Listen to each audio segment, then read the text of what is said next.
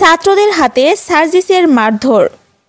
আজ সকালে ইউটিউবে একটি ভিডিও ভাইরাল হয়েছে, যেখানে দেখা যাচ্ছে একদল ছাত্র সমন্বয়ক সার্জিস আলমকে মারধর করছে। ভিডিওটি মুহূর্তের মধ্যে সামাজিক মিডিয়াতে ছড়িয়ে পড়েছে এবং নেটিজেনরা এই ঘটনাটির তীব্র নিন্দা জানিয়েছে। ভিডিওটিতে দেখা যাচ্ছে বেশ কয়েকজন ছাত্র একত্রিত হয়ে সার্জিসকে রাস্তায় মারধর করছে। তবে এ ঘটনায় সার্জিসের প্রতি ছাত্রদের ক্ষোভের কারণ এখনও পরিষ্কার নয়। কিছু সূত্রে জানানো হয়েছে যে এটি একটি পূর্ব পরিকল্পিত হামলা হতে পারে, তবে তা এখনও নিশ্চিত হয়নি। এই ভিডিওটি প্রকাশ হওয়ার পর অনেকে সামাজিক যোগাযোগ মাধ্যমে এই ঘটনার বিচার দাবি করেছেন।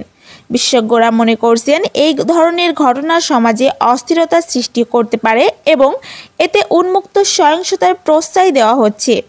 এদিকে স্থানীয় পুলিশ জানিয়েছে যে তারা বিষয়টি নিয়ে তদন্ত শুরু করেছে এবং অভিযুক্ত ছাত্রদের শনাক্ত করার জন্য কাজ করছে।